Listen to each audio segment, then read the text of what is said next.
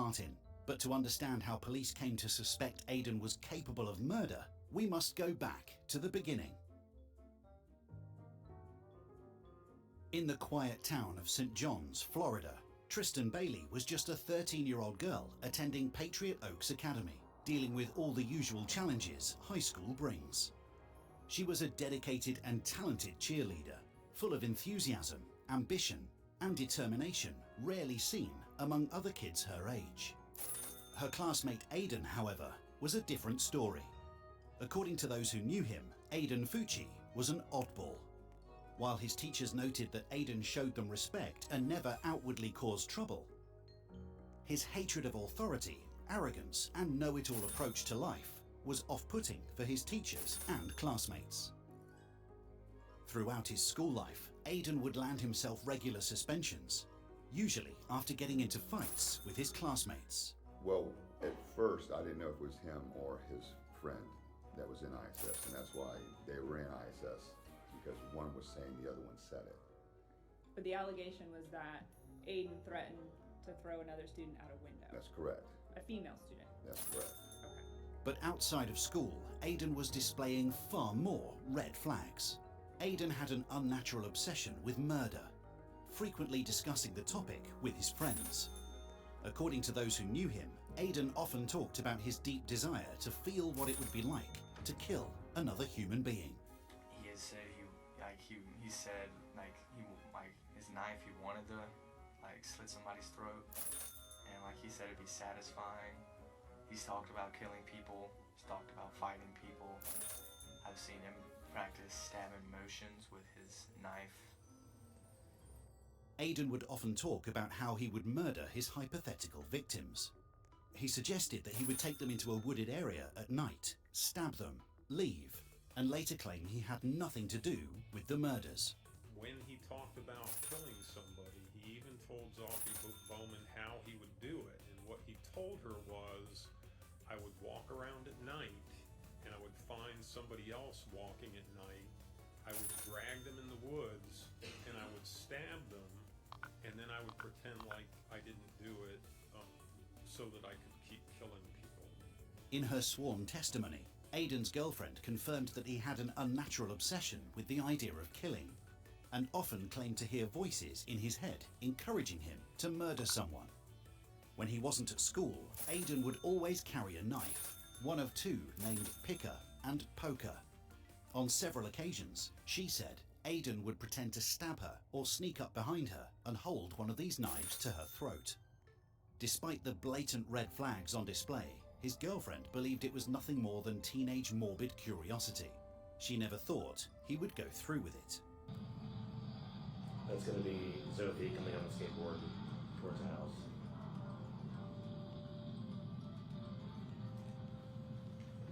On May 8th, 2021, the day before Mother's Day, Aidan spent the day with his girlfriend and their friend Trey.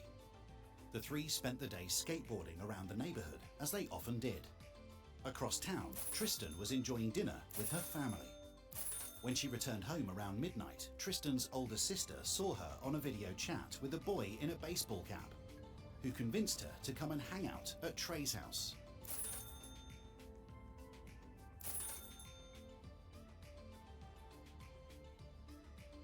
After an hour together, Aidan and Tristan left Trey's house. Between 1:24 and 1:45 a.m., neighborhood surveillance cameras caught them walking toward a cul-de-sac at the end of the street. It was the last time Tristan would be seen alive.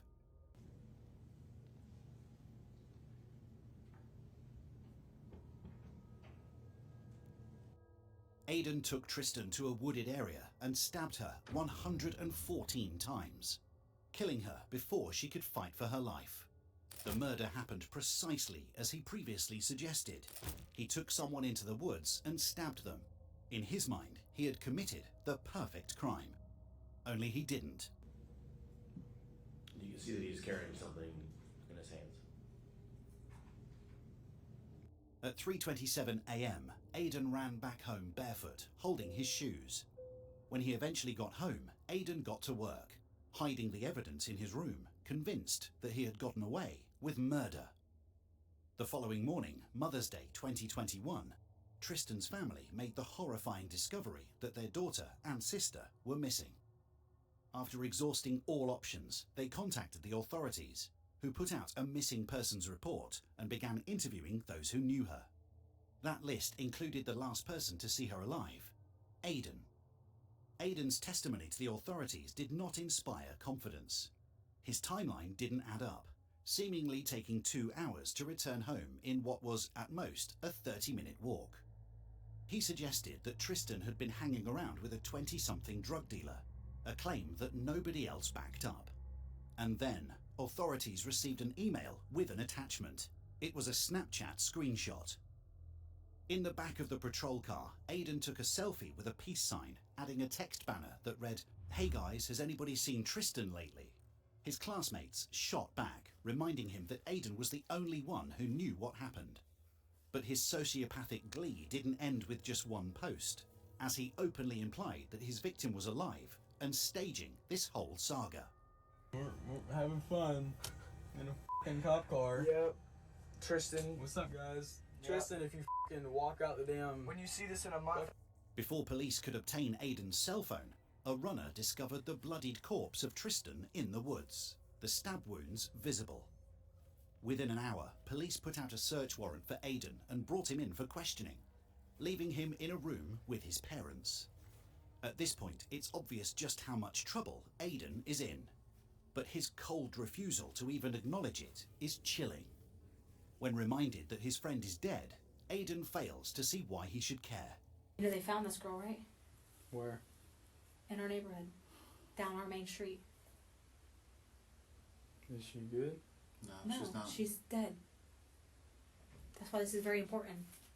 It's all on you right now. Really my problem. You were You the were last the one last with one her. seen with her. So right now, it's facing you right now, son. At one point during the encounter, Aidan's parents press him to acknowledge just how serious the situation is. But he can't seem to see it. When they ask if he's scared, Aidan claims he isn't, despite his fidgety hand movements. Are you not scared? Not really. Not really. I'm a little scared, but... If he didn't do nothing, I'd be worried about him. No, it's not awesome. He didn't do nothing, right?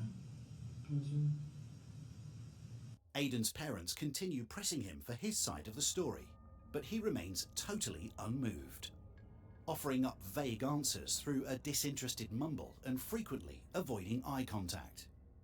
Aidan admits that he kissed Tristan and did more with her, confirming his DNA is on her. And yet, through it all, he shows seemingly no recognition of how damning that evidence could be. What were you doing outside late at night? I was at Trey's house hanging out with him. Did you kiss or do anything with this girl?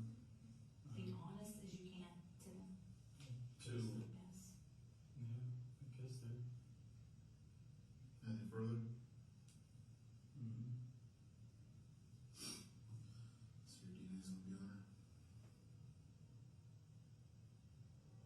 Later on, Aidan is again asked if there's anything that's still being hidden from his parents. While he insists there isn't, he takes the opportunity to try and frame Tristan as the aggressor, implying that she got aggressive with Aidan and prompting him to push her. Knowing the truth, that claim is nothing but sociopathic, and his clear lack of emotion or even apprehension is chilling to see. Unless you know anything I don't know. Did y'all have sex? Did she really grab you and you just really pushed her, or was that No, she did. okay? You don't know what happened to her after you pushed her? Did she say ow or get mad? And she said Aiden. She was like, Aiden. I think I pushed her, but I told her to act on. And she walked off. Do you know what direction she walked? Probably the other way, because she wasn't nice to me anymore. When his parents finally pressed him for his side of the story, Aidan gave them a slight variant of what he told the police, claiming that Tristan had no intentions of going home that night. According to him, she was looking for someone to go home with, and decided to get a ride with her dealer. But his body language is far from convincing, again offering the information through a bored, disinterested mumble.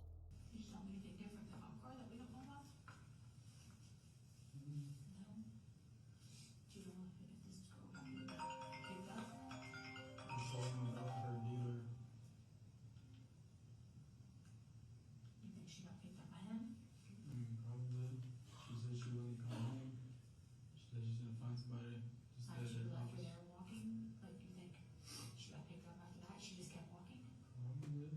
Yeah, I don't know. Do you know if she turned the other direction or she was just still walking behind you? She pushed her down and you walk away. You shouldn't be talking. I was just asking what he told the cops. I was just asking what he told them. When Aiden's parents encouraged their son to say nothing until his attorney arrived, police raided their home. When they entered Aiden's room, they discovered a treasure trove of smoking gun evidence. They found an empty knife sheath in his drawer, allegedly poker. Stuffed next to his dresser, they found a pair of wet Nike shoes with blood on them, matching the outfit Aiden wore in the surveillance footage. And stuffed under the dresser, authorities found a blooded t-shirt and a pair of wet blue denim jeans, which matched the outfit Aiden wore that day. But as if that wasn't enough, authorities also found that the drain in the bathroom sink had traces of blood and dirt. And among his belongings, an odd notebook contained drawings of a violent and satanic nature. There was no question. Authorities quickly arrested Aiden on a charge of second-degree murder, upping it to first degree after the extent of Tristan's wounds became clear. Then, out of the blue, Aiden's mother, Crystal, was arrested on a warrant.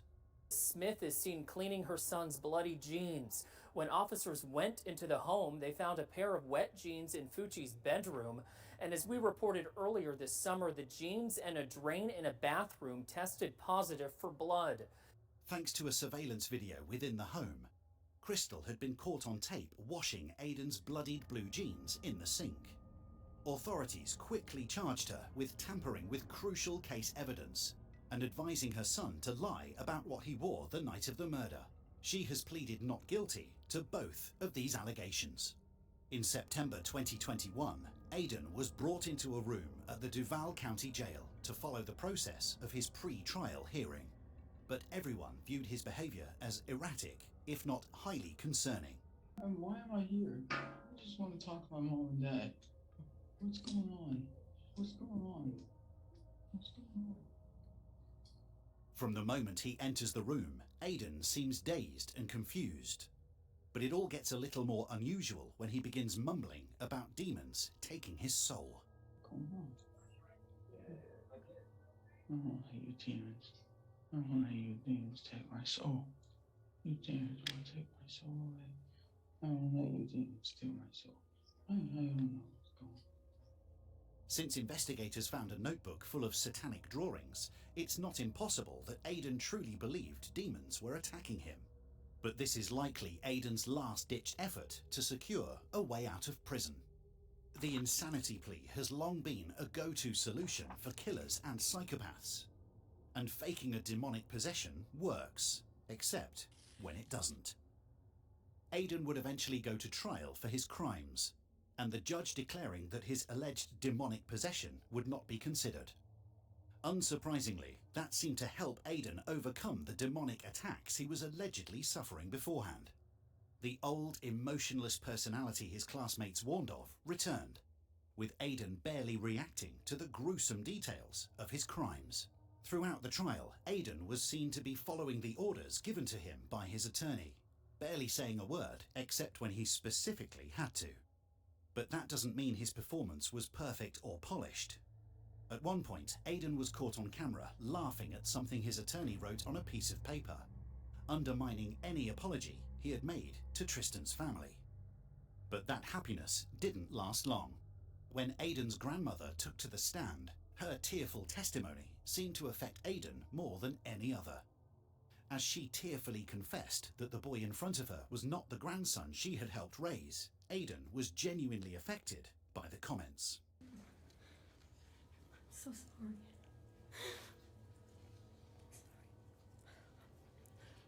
I just don't need my mama back.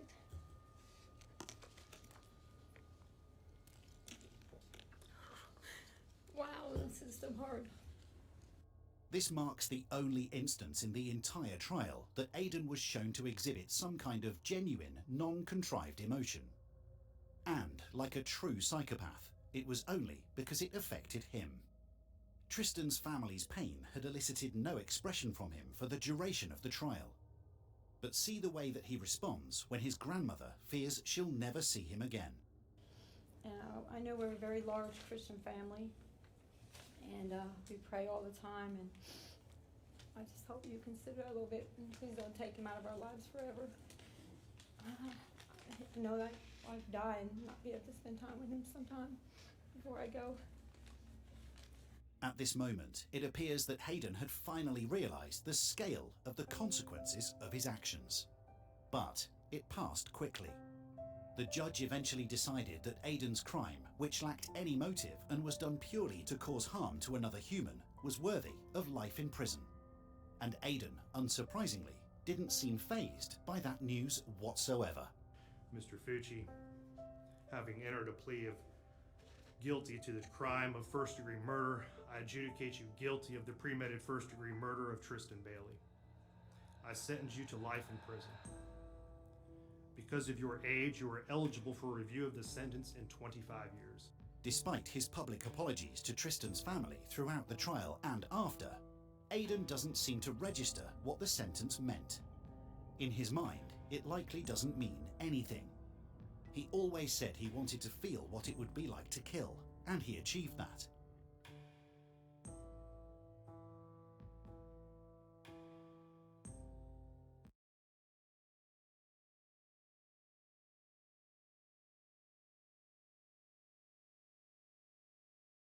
It actually does give you a bonus. So if we go to the crafting options here, you're going to notice the lean-to just says sleep.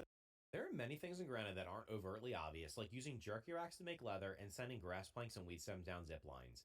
I've covered both those things in previous videos as well as many others, but today I'm going to tell you 10 more things Grounded doesn't tell you but should. First up on our list is that sleeping in a bed in Grounded actually provides you a better bonus than sleeping in the lean-to. Aside from looking nicer, it actually does give you a bonus. So if we go to the crafting options here, you're going to notice the lean-to just says sleep to bypass the extra dangerous nighttime or set a respawn point to return to in the event of death.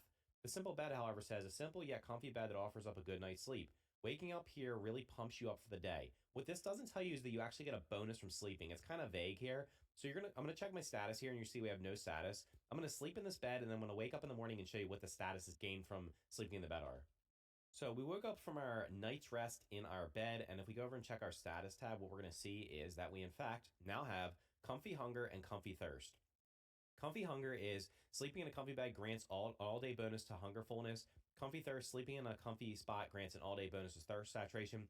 What that means is for the rest of this day, basically, I'm going to be having a slower thirst and hunger drain, which means I'm going to need to eat less and drink less. This is really, really super useful in WoW mode where your hunger and thirst drain super quickly. It's also useful in the other game modes. The second thing Grounded doesn't tell you but should is that all melee weapons in the game have combos, and that not all the attacks from the combos deal the same amount of damage. So in my hand, I have a dagger. All daggers in the game have a 2-hit combo. So you're going to notice we do this swing and this swing. If we repeat it, we're going to do the same swings back and forth. The first swing does 1/3 the damage of the second swing. That means if you only land the first swing, you're going to deal far less damage. So you're going to want to make sure you hit both hits. For all other melee weapons, they have 3-hit combos. So you'll notice here I have a spiky sprig. It's going to do the 1 hit, second hit, and then the overhead hit for 3. The first attack is going to do 50% of the second attack, and the third attack is going to do 150%. That means to get the expected damage from all 3 attacks, you're going to have to land all 3 of them. I believe the reason this was added was because of block canceling, because basically what you can do is you could swing and then block cancel to cancel the animation, and this allowed basically using the highest damage weapons as super DPS weapons. Now, because of the combo system, it kind of makes it where you have to be more careful, because block canceling just means you're going to do half the damage on every hit, so you don't want to end up doing that. The third thing Grounded doesn't tell you but should is that mosquitoes will not spawn into the grasslands until you turn in your first super chip. That means you can collect up to all 4 super chips before any mosquitoes will spawn into the grasslands. Now by grasslands, what I'm talking about is going to be the koi pond area here by the oak tree, south down towards the house. There are mosquitoes over here on the north side of the koi pond, and I did see one in the bird bath, but all the ones that spawn in the flooded zone, the ones that would normally be over here by the soda cans, and then the flooded zone over there by the hedge, there are no mosquitoes over there until you turn in your first super chip. I can confirm this is definitely working in my new WoW mode save. I've collected 2 of the super chips. but I've not turned them in yet, and I've not had to fight a single mosquito. This is really helpful, especially in WOMO, because mosquitoes, like the bees, can actually do a tremendous amount of damage with their dive attacks. So it's super useful. You can take advantage of it, especially if the things that it would unlock by turning in those chips are not really worth it to you. So basically, you can take your time and end up getting all the super chips before having to fight any mosquitoes in the grasslands if you choose to do so. Next up on our list is that food bonuses do not stack. However, you can stack a food bonus with a smoothie bonus. So I've crafted a couple of meals here, and I've also made myself this smoothie. So I want to eat the Larvania and the Spider Slider just to show you they don't stack because they both have plus critical hit chance. If I go over here to my statuses, you're going to notice I only have the ones from sleeping, as well as the quickness from my aphid slippers, and I have light, obviously the aphid slippers are light armor. So if I go over here and I consume the Larvania, we're going to go over here to our statuses, and you're going to notice now I have the well-fed bonus, the meal, and then I have the critical hit chance, and the clock's slowly ticking down. I go back to my inventory and eat the Spider Slider and consume it. Go back to my status effects. You're going to notice I do not have the double chance. All it did was increase the time because the Spider Slider being a tier 2 gives you a longer buff. So you cannot stack those. However, what you can do is actually stack the smoothie with the meal. So I have a Black Ox Burger here, which is going to give me plus damage resist, and I have the human food, which is going to give me damage resist.